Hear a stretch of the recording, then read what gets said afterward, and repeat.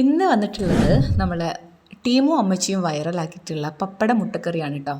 വളരെ ഈസിയായി സിമ്പിളായി ചെയ്യാൻ പറ്റുന്ന ഒരു കറി തന്നെയാണ്. അതുപോലെ തന്നെയാണ് നമുക്ക് ചില വീഡിയോസൊക്കെ കാണുമ്പോൾ, ചില റെസിപ്പിയൊക്കെ കാണുമ്പോൾ ഒന്ന് ചെയ്ത് നോക്കാൻ ഭയങ്കരമായിട്ട് കഴിക്കാൻ വേണ്ടിയിട്ടൊക്കെ ഭയങ്കര ആഗ്രഹം ഉണ്ടാവുമല്ലോ. അപ്പോൾ ഈ വീഡിയോ ഇങ്ങനെ വൈറലായിട്ട് എല്ലാവരും ഇങ്ങനെ ചെയ്യുമ്പോഴും എനിക്ക് ഭയങ്കര ആഗ്രഹമായിരുന്നു ഇത് എങ്ങനെ ഉണ്ടായിരിക്കും, ടേസ്റ്റ് എങ്ങനെയായിരിക്കും. ഇതൊക്കെ നമ്മുടെ വീട്ടിലുള്ള സാധനങ്ങൾ വെച്ചിട്ടാണല്ലോ നമ്മൾ ചെയ്യുന്നത്.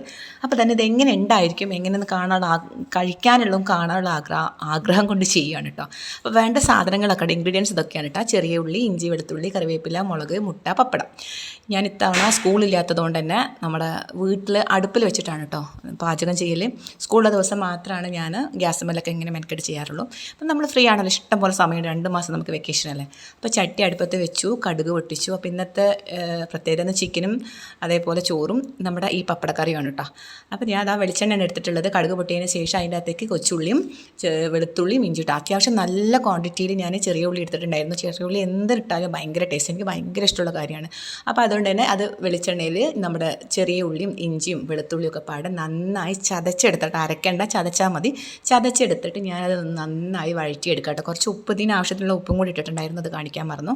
ഇങ്ങനെ വഴന്ന് വരുന്ന സമയത്ത് നമ്മൾ കറിവേപ്പില ഇട്ട്, അതൊക്കെ നമ്മുടെ വീട്ടിലുള്ള കറിവേപ്പിലൊക്കെ നമ്മുടെ വീട്ടിലുണ്ടായതാണ്.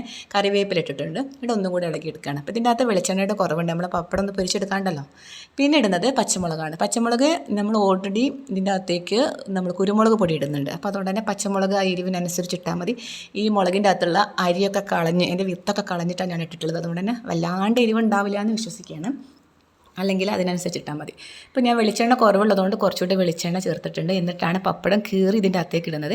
ഇത് പപ്പടം നമുക്ക് നേരിട്ട് പൊരിച്ചിട്ട് ഇടാം കേട്ടോ, അത് വേറൊരു ഫ്ലേവറാണ്. ഇത് വേറെ, രണ്ടും രണ്ട് ടേസ്റ്റാണ് കേട്ടോ. രണ്ടും ഞാൻ ട്രൈ ചെയ്തിട്ടുണ്ടായിരുന്നു. അപ്പോൾ ഇത് പപ്പടം നേരിട്ട് വെളിച്ചെണ്ണൻ്റെ ഇങ്ങനെ ഇട്ടിട്ട് ഉള്ളിൻ്റെ അകത്തേക്ക് ഇട്ടിട്ട് വേവിച്ചെടുക്കണം. അപ്പോൾ ഇത് വേവാൻ കുറച്ച് സമയമുണ്ട്. നമ്മളത് പൊരിച്ചിട്ട് എടുക്കുകയാണെങ്കിൽ കുറച്ചുകൂടെ നല്ലതായിരിക്കും. അപ്പോൾ അതിന് ശേഷം പിന്നെ ഞാൻ തീയൊക്കെ ഒന്ന് കുറച്ച് വെച്ചിട്ട് നമ്മൾ മസാലപ്പൊടികൾ ഇടുകയാണ് കേട്ടോ. ആദ്യം കുറച്ച് മഞ്ഞൾപ്പൊടി ഇട്ടിട്ടുണ്ടായിരുന്നു. പിന്നെ കളറിന് വേണ്ടിയിട്ട് ഞാൻ കാശ്മീരി മുളക് പൊടിയാണ് ഇടുന്നത്. ഓൾറെഡി ഞാൻ പറഞ്ഞിട്ടുണ്ടായിരുന്നു കുരുമുളക് പൊടിയൊക്കെ ഇടുന്നുണ്ട്. എരിവ് കൂടുന്നതനുസരിച്ചിട്ട് ഞാൻ കാശ്മീരി മുളക് പൊടി, കുറച്ച് മല്ലിപ്പൊടി ഇട്ടിട്ടുണ്ടായിരുന്നു. പിന്നെ ആവശ്യത്തിന് ഉപ്പ് ചേർത്ത് നന്നായി വഴറ്റിയെടുക്കുക കേട്ടോ. വഴന്ന് വന്ന് ഈ പപ്പടമൊക്കെ നല്ല വെന്ത് വഴന്ന് വരുന്ന സമയത്ത് നമുക്ക് ആവശ്യത്തിനനുസരിച്ചിട്ടുള്ള വെള്ളം ഒഴിക്കാം. കുറേ വെള്ളമൊന്നും ഒഴിക്കേണ്ട, കുറച്ച് വെള്ളം, നല്ല കട്ടിയായിട്ടുള്ള ഒരു കറിയാണ് കേട്ടോ. അത് നമ്മളിങ്ങനെ കുഴച്ചിങ്ങനെ ചോറിൻ്റെ കൂടെ ഇങ്ങനെ കുഴച്ച് കഴിക്കുമ്പോൾ നല്ല ടേസ്റ്റായിരിക്കും. അപ്പോൾ ഞാനിതാ ആ ഒരു മസാലയ്ക്കും ആ ഉള്ളിക്കൊക്കെ പാകത്തിനുള്ള വെള്ളം, ഒരു 1/2 ഗ്ലാസ് വെള്ളം ഒഴിച്ചിട്ടുള്ളൂ. ആ വെള്ളം ഒഴിച്ചിട്ടൊന്ന് ഇങ്ങനെ തിളച്ച് വരുന്ന സമയമൊക്കെ ഒന്നുകൂടി മിക്സ് ചെയ്ത് ഉപ്പൊക്കെ നോക്കി, ഉപ്പൊക്കെ പാകമാക്കിയതിന് ശേഷം ഒരു 4 കോഴിമുട്ട നമ്മുടെ ആ മഞ്ഞക്കരി പൊട്ടാണ്ടാണ് നമ്മൾ ചേർക്കുന്നത് കേട്ടോ.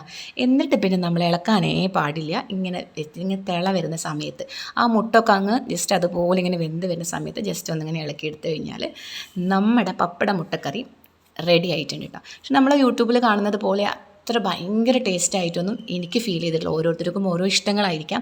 എനിക്ക് നോർമൽ നമ്മളൊരു മുട്ട ഇങ്ങനെ മസാല ഇട്ട് കഴിക്കുന്ന അതേ ഒരു ഫ്ലേവറായിട്ടാണ് തോന്നിയത്. അത്ര വലിയ മറ്റുള്ളവർ പറയുന്നത് പോലെ വലിയ ടേസ്റ്റ് ആയിരുന്നു. പക്ഷേ എന്നാലും ചൂട് ചോറിൻ്റെ കൂടെ കഴിക്കാൻ ടേസ്റ്റാണ് കേട്ടോ. ഇതിങ്ങനെ കുഴച്ച് കഴിക്കുമ്പോൾ ആ മുട്ടയുടെ ഫ്ലേവറും പപ്പടത്തിൻ്റെ ഒക്കെ പാടെ വരുമ്പോൾ ഒരു പ്രത്യേകിച്ച് വേറെ കൂട്ടാനൊന്നും വേണ്ട, ഇത് തന്നെ മതിയായിരിക്കും. പക്ഷേ ഞാനിങ്ങനെ അങ്ങനെ വിചാരിച്ച അത്ര ഭയങ്കര ടേസ്റ്റ് ഉണ്ടായിരുന്നില്ല, എന്നാൽ ഒരു നോർമൽ ടേസ്റ്റ് തന്നെയാണ്.